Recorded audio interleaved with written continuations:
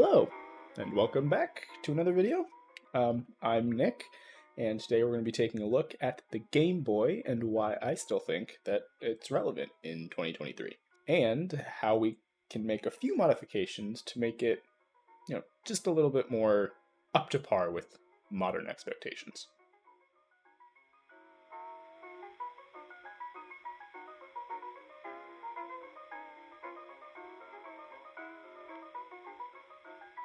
Let's start off with the games.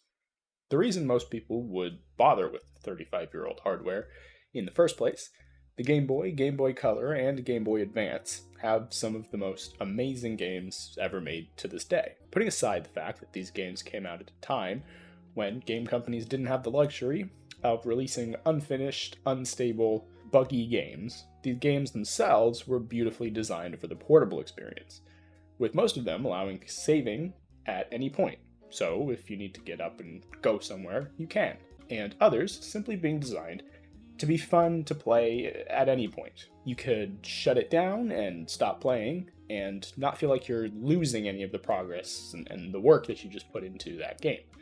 They're intrinsically fun to play. Now, to be fair, this often means that these kinds of games that don't include a save feature are simple and rather uncomplicated affairs. Though I don't think that's a bad thing. There's a reason that, to this day, I've not really had any desire to try any Tetris experience other than the original Game Boy version. Now, sure, you can add save states and make it so you can play the game faster or add all kinds of interesting animations and effects, but as far as I'm concerned, all of that is icing on a pie. That's to say, it's unnecessary, and sure, it might taste great, but also might just make it taste off. But even just focusing on the more popular games, like Pokemon. Many people long for Pokemon to return to these golden years of simple and fun gameplay, not bogged down by bugs or unnecessarily complex graphics. I don't think I'm the only one who thinks the idea of a HD 2D style like in Octopath Traveler, but applied to a Pokemon game, would be frickin' sick. And while you can't get that exactly with these old games, their style is incredibly charming, and something you can't get outside of a few very talented indie devs these days. All in all, the games on the Game Boy, honestly to me, just really make it something that's worth your time. It's worth picking up one on eBay for about $60 or digging it out of your storage, because it really is, I think, a console that's worth your time, even today, even 30 something years later after it was released. And I think that the games are a big part of that. Okay, I know a lot of you finding this video probably don't actually know all that much about me. I know, shocker. But I did actually study industrial and product design, and for me this is the most interesting point in favor of these older consoles. While design may not matter to some people, and everyone's aesthetics and their preferences do differ, there are some more objective ways that we can analyze the design of a piece of hardware that we can use here in this particular situation. Before we get into the design of these consoles specifically, however, indulge me in a bit of a design history side tangent. If you've ever taken an industrial design or product design class, you've probably heard of the 10 Rules of Good Design by Dieter Rams. If you haven't, here's a quick rundown on who that is and why we care. Dieter Rams was a very prolific designer in the 50s and 60s. Most of his more acclaimed designs came from when he was working at Braun, and among them is his T3 transistor radio and ET66 calculator. You might recognize these from Apple's designs, specifically the iPod, the original iPod, and the calculator app. Now, this isn't some revelation I'm bringing to the attention of the world. No, Johnny Ive over at Apple said as much. But importantly, this points to how much influence Rams had on the design world and on modern design and our personal sensibilities and preferences, even if unconsciously. Eventually, after having amassed a rather impressive portfolio, Rams, and with the help of his colleagues, codified a list of 10 rules of good design. This list is as follows. Good design should be innovative, should be useful, should be aesthetic, should be understandable, should be unobtrusive, honest, long-lasting, thorough, environmentally friendly, and lastly, should be concise. Now, while this list was never intended by Rams or his colleagues to be prescriptive, that is, a holy document that will, as long as you follow it to the T, it'll give you a good design no matter what. Instead, Rams did intend for this to be a living list and change and be modified as time went on. If you want a really great breakdown of this list and kind of a reimagining for today's world, I would really highly recommend you go check out Design Theory for that. But for today's purposes, we can use this list to help us understand the design of the Game Boy line of consoles. So I'm not really going to go point by point down the list, but I do personally think that the Game Boy does a pretty good job of sticking to those principles and departing from them when it feels that it's necessary. A lot of the signifiers that are used on the Game Boy are very effective. There's a very effective use of primary, secondary, and tertiary shapes and colors, and a very effective use of text. And it's a very, not minimal, but utilitarian use of text on the Game Boy. You're not bogged down by every single button being labeled with words, with what it does. The very important ones, you are. And on the sides, on all of these other interfaces, they do actually have text, but that text isn't colored. So it doesn't detract from the actual visual impact of the Game Boy from a distance. It's only when you really need to know what it does that you can look at it and understand it. And I think that speaks to the larger design goals of the Game Boy. It was, at its time, intended to be a mobile toy for children, really. It wasn't exactly marketed at your business people, though it does draw from some pretty common design practices of the time, like using this beautiful beige plastic. And that's a feature that I don't know that you can really call beige plastic a feature, but that's something that I really appreciate with the Game Boy, is its overall look, the color choices, the way that everything contrasts with each other, the way that everything just the way that everything looks. It feels so classically gaming. And that's something that honestly is a big part of why I love it and why I just love throwing it in my bag and taking it outside and playing on it, because not only is this beautiful, but it also attracts attention. When somebody sees you playing on a Game Boy in 2023, it's quite the conversation starter. I've had more than a few very interesting conversations with very interesting people that have come about because I was playing, well, specifically I was playing on my modded Game Boy Color, where I replaced the screen. But we'll get to that in a second. But this is it really speaks to the overall design and design language of the Game Boys and all the Game Boy consoles. Specifically to me, this original aesthetic, it draws your eye, especially today. And I think that is actually a factor worth mentioning, that today, in today's world of minimal, shiny, black or white, maybe if you're feeling, fancy, a little bit of space gray. But I think in today's world, this is something that stands out and really makes a statement when you see it. And I can't speak to whether that was the case back when it released, and all I can say is that it's made an impact on history, and not for its graphical power. It's made an impact on history because people loved it, and people bought it, and people used the ever-loving crap out of it. And I think that is something that is not really taken into account by a lot of design lists like ROMs.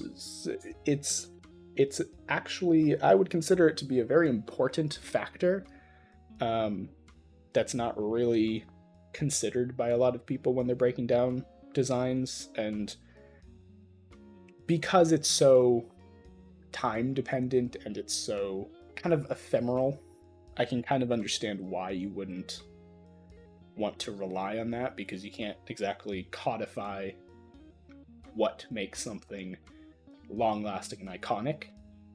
That just kind of comes with time. But I think something that kind of works in the Game Boy's favor is the fact that it's very simple overall design. It's very easy to understand. It is concise. It is thorough. It is... I would consider it to check pretty much every box on ROM's list. But it also doesn't look like it was designed by ROMs. I think if the Game Boy was designed by ROMs, it would look a lot more like the Analog Pocket, which is ostensibly the exact same thing, except it's a lot more symmetrical, it's a lot more low-key, it's a lot more...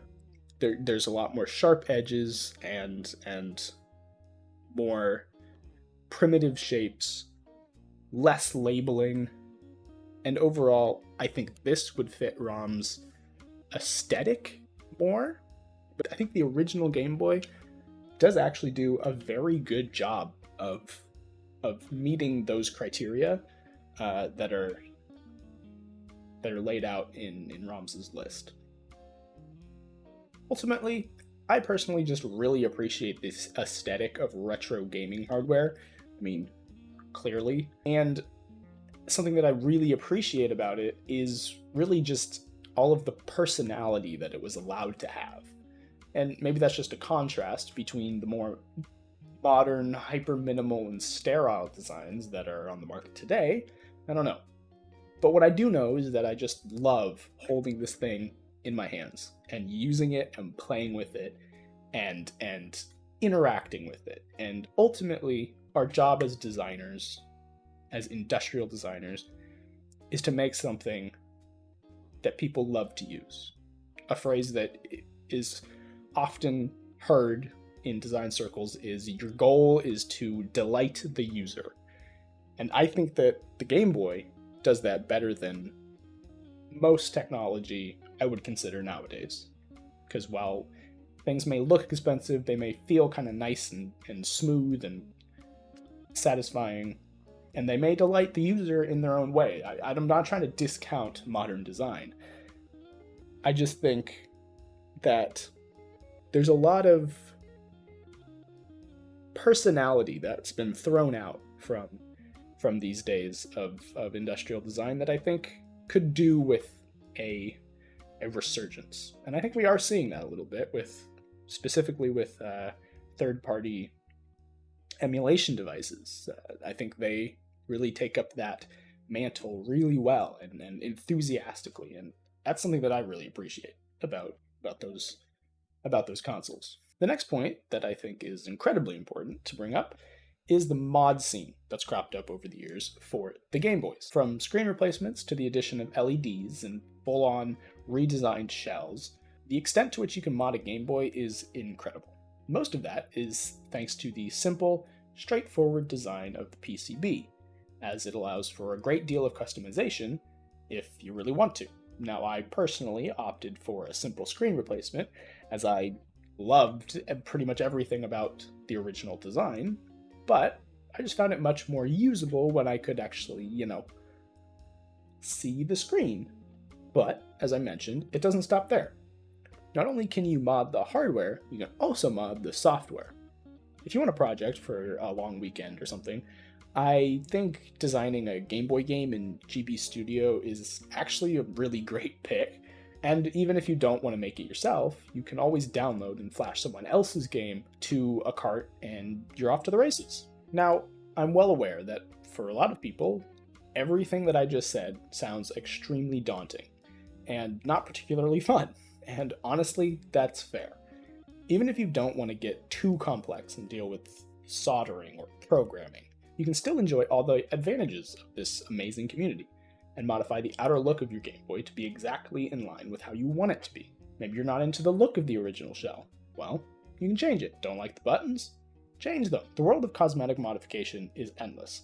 And even if you don't want to do all of that yourself, or maybe you can't, then you can always buy one pre-modded. Now, that's going to cost you a little bit extra, but that's the beauty. You don't have to pay it. If you can't, or don't want to, you can always do it yourself. And it's honestly a great learning opportunity. I think this would be a really great first tinkering project for a lot of people. If you're even a little bit interested in tinkering with electronics and kind of soldering and getting hands-on with old technology or even modern technology, I think this is a really great starting point. It's very simple and easy to get into, and I think it's just something worth your time. All right, this video is a bit on the long side, so this will be my last point, and that is the original experience, how it was meant to be. While I think modding is amazing, and tweaking and changing it to be how you want is probably one of the more fun things about this, I think the most important part is that you can hold gaming history in your hands and play games the way they would have been played in their heyday. Gaming is unique in its historical context. It's so new as a technology, and technology advances so fast that important milestones like this are feasible to still go back and experience. You can't say the same about other historically significant objects. Most artifacts have to be recreated whole cloth, or only a small piece remains. But this isn't the case with video games and video game hardware. And I think from a historical standpoint, it's really incredibly important to be able to go back and experience these things how they would have been experienced by the people who originally created them. That's incredible. It's like traveling back in time and getting to kind of cherry pick the best parts and indulge in them. On top of that, most cheap emulators require a lot of tweaking and tuning to get them to run like original hardware. Now that's changing, but for now it's still the case, and that's if they're capable of doing that at all. And the other options, like the Analog Pocket, cost way more. For many people, that's just not worth it to play the handful of games that they want to play. In this regard, I think the argument is pretty strong in favor of original hardware, and yes, it can be expensive depending on the console that you want to play. Something like a NES or a SNES, to play it how it's intended, you need the console, you need the games, you need the CRT, or maybe an upscaler, and that's a topic for another video. Today we're concerned with the Game Boy line, and these amazing little pieces of hardware are actually surprisingly cheap to acquire and get running just how you want. They really do just still run right out of the box. I just think that while emulation can get you really far and improve these console games immensely, I think there's absolutely something to be said for playing these games on their intended hardware, and the experience of playing a game exactly the way it was intended to be played.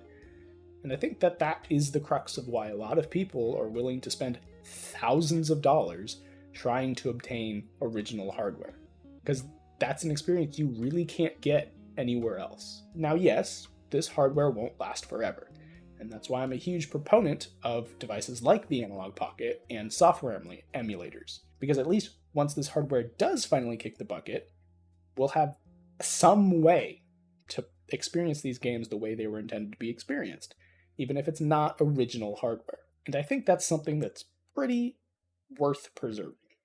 But what do you guys think? Leave a comment down below and let me know if this sounds interesting to you, or if you think I'm just high on nostalgia for a time I didn't experience. Either way, I hope you enjoyed the video, and I'd really appreciate it if you consider giving it a like and clicking subscribe if you want more of this content, and if you have any suggestions for future videos or topics that you'd like me to cover, you can go ahead and leave those in the comment section as well. But Thank you so much for watching. I know you didn't have to. Have a good day, and happy gaming.